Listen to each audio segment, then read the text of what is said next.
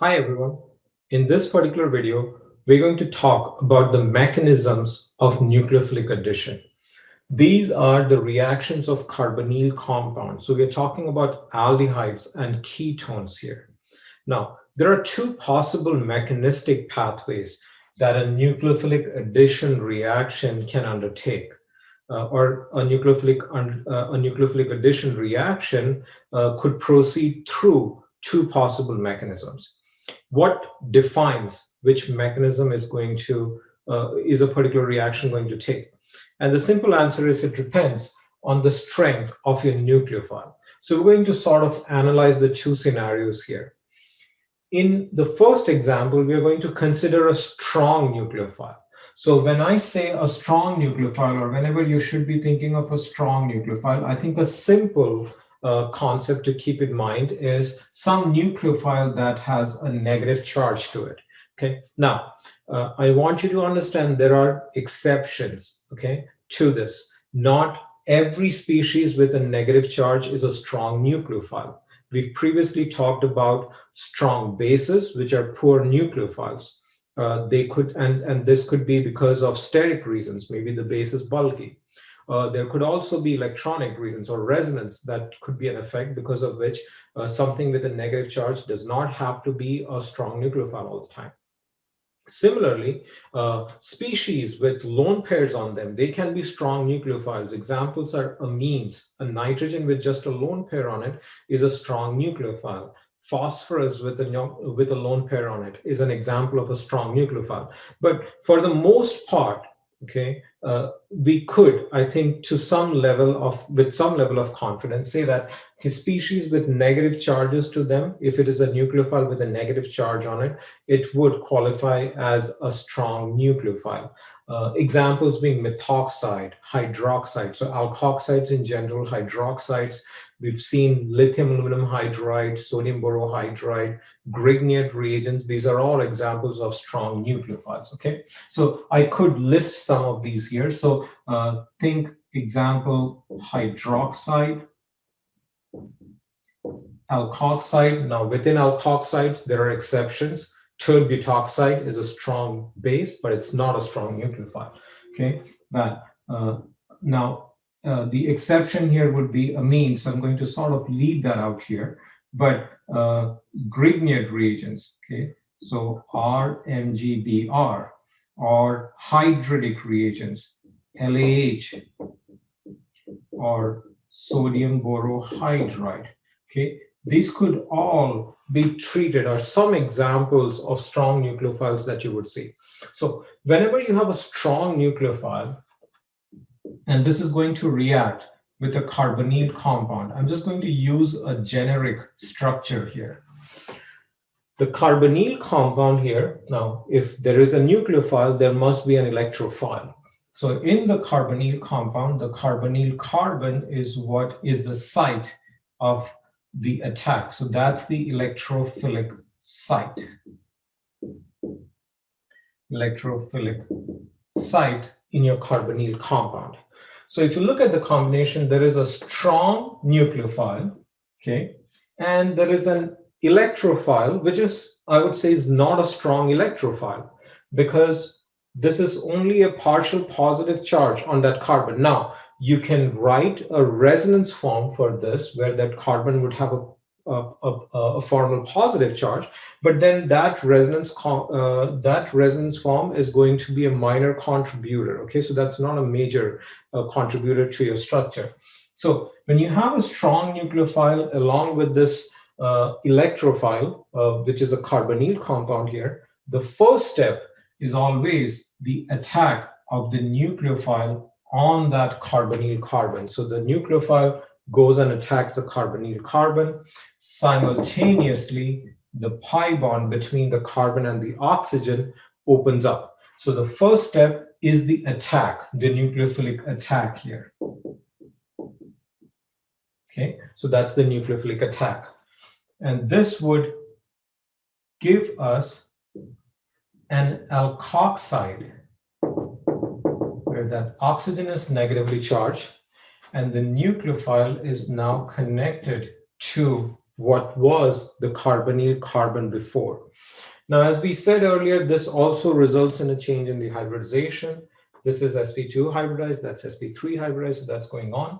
Okay, so we get to this alkoxide intermediate. This was the first step. Okay, this was the first step here. In the second step, what happens is this alkoxide intermediate undergoes a protonation.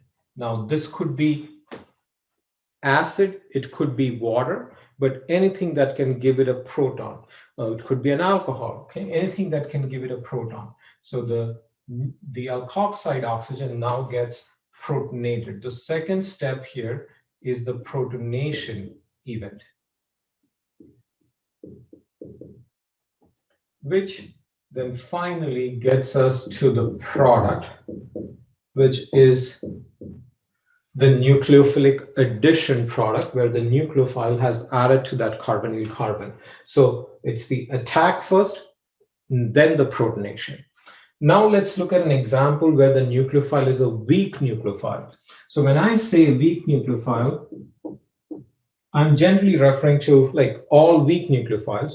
But again, weak nucleophiles can be exemplified by species that have a lone pair, let's say. So if you have species with a lone pair, it's a weak nucleophile. Again, notice there are exceptions. Amines have lone pairs. They are strong nucleophiles, okay? So weak nucleophiles here. So I can write down some examples. Typical examples could be like water or an alcohol. That's an example of a weak nucleophile. And we can keep it to the water and the alcohol here. So with such weak nucleophiles, if we have a carbonyl compound now, we have a weak nucleophile, and we previously said that this carbonyl compound is a weak electrophile because there's only a partial positive. So that electrophilic site is a weak electrophile. So we have a combination of a weak nucleophile with a weak electrophile. This reaction is not going to be very favorable, okay? They won't react rapidly because they're both weak. One is a weak nucleophile, the other one is a weak electrophile. So how do we take care of this issue? We modify things a little bit, and we can change one of these into a stronger component, okay? So in this particular case, what we do is we start with the carbonyl compound, and the reaction is more often than not facilitated by acid, okay? So like an acid catalyst. So now if we have some acid around, okay, if we have some acid around, and again, I can use a hydronium ion to sort of exemplify an acid. So in the presence of an acid, what happens in the first step is that the oxygen gets protonated. The carbonyl oxygen here gets protonated. So when that happens, this is an acid-base reaction. So the first step is a protonation here. Okay, and this is the first step. We will get the protonated carbonyl compound. Okay, now you might ask, okay, how does that matter? Why does that matter, right? How does that change anything? Now, the important thing about this protonated carbonyl compound is that now you can do resonance on this molecule or on this species here, and the resonance form is going to be that structure. Now, compare that to the resonance form for a regular carbonyl compound. I'm going to draw that here. If we had just a regular carbonyl without protonation, the resonance forms are going to be these. Okay. If you look at it, for a carbonyl compound without protonation, okay, before it's protonated, the neutral structure should be the major contributor to resonance. So that should be the major resonance form. After protonation, you're able to get a resonance form here where the carbon, the carbonyl carbon, has a formal positive charge and it avoids a negative charge on that oxygen atom. So that's going to be more of a contributor to the overall resonance. Okay. Now, between these two structures, the major resonance form is still going to be this, because this structure here, because the octet is complete for all the atoms here, and that is very important as far as Lewis structures are concerned. Okay, so the more when you have complete octets, that's more favorable. But anyways, you get a formal positive charge on that carbon. And so what we've done by doing so is we've converted this carbonyl carbon, which was a weak electrophile, into a strong electrophile through this protonation step.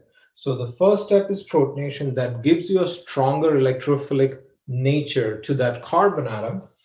And then this is followed by the attack of the nucleophile. So if you have a neutral nucleophile, it can go and attack the carbonyl carbon now. So the attack happens after the protonation step.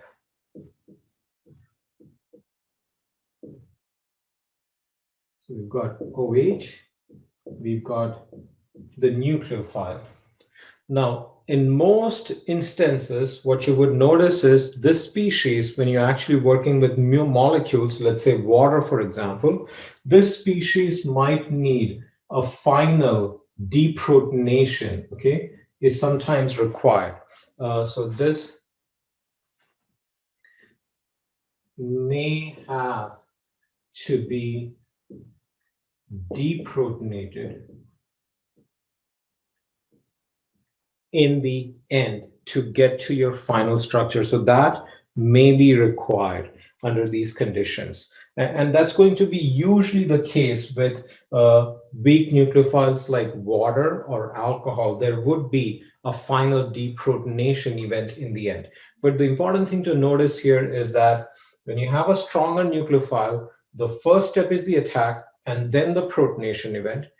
And when you're working with a weak nucleophile, first step is a protonation, then the attack, and then a deprotonation in the end, if required. Which, like I said, with nucleophiles like water and alcohol, that is often required. Okay, that last step is required.